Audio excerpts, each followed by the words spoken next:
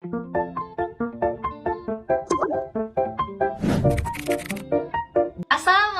warahmatullahi wabarakatuh.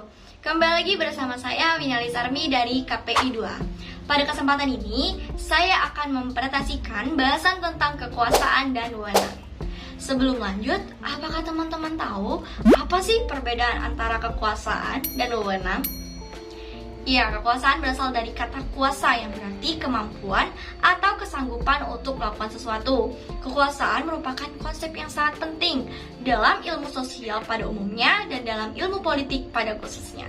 Sedangkan wewenang dapat kita artikan sebagai hak dan kekuasaan pemegang jabatan untuk memilih, mengambil sikap atau tindakan tertentu dalam melaksanakan tugas dan mempunyai peranan sebagai penyeimbang terhadap tanggung jawab guna mendukung berhasilnya pelaksanaan tugas. Jadi, kekuasaan dan wewenang ini saling berhubungan dan sangat diperlukan oleh seseorang dalam sebuah organisasi agar organisasi ini teratur dan tugas dan tujuannya dapat terlaksana dengan baik sesuai dengan kekuasaan dan kewenangan organisasi.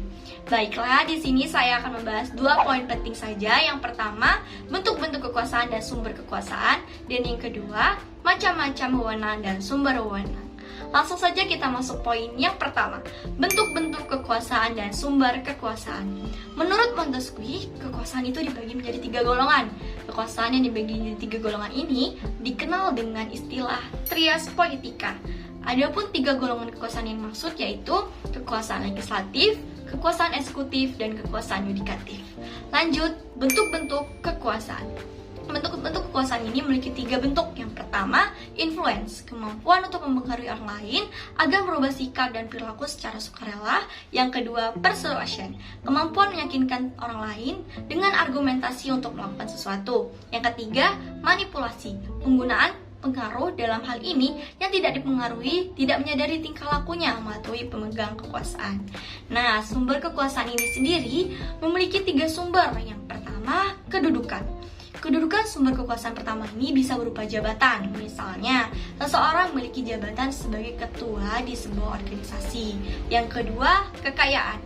Kekayaan menjadi sumber kekuasaan kedua. Sudah menjadi hal umum jika kekayaan yang dimiliki oleh seseorang ini bisa menentukan apakah seseorang ini berkuasa atau tidak.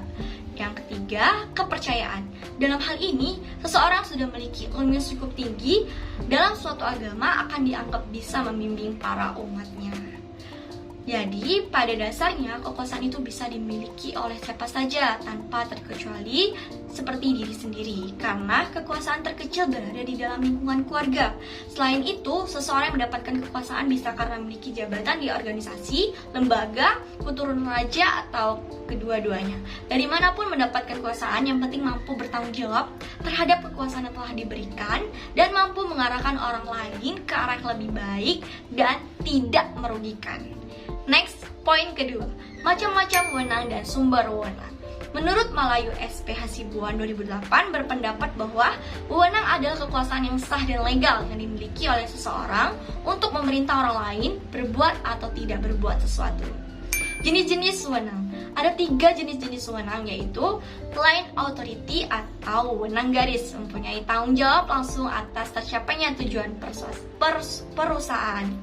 Yang kedua, staff authority, wewenang staf membantu untuk bekerja secara efektif dalam mencapai tujuan perusahaan. Yang ketiga, functional authority, wewenang fungsional, proses praktek kebijaksanaan yang berhubungan dengan pelaksanaan kegiatan. Sedangkan sumber wewenang ini memiliki 3 sumber. Yang pertama, atribusi, pemberian kewenangan kepada badan atau pejabat pemerintah oleh Undang-Undang Dasar 1945 atau Undang-Undang. Yang kedua, delegasi, pelimpahan wewenang dari badan atau pemerintah yang lebih tinggi kepada badan pejabat yang lebih rendah dengan tanggung jawab beralih sepenuhnya kepada penerima.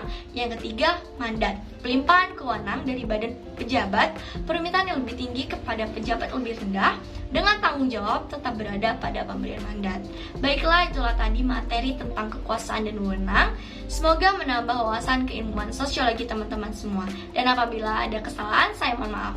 Dan sampai jumpa di next video. Saya akhiri, wassalamualaikum warahmatullahi wabarakatuh.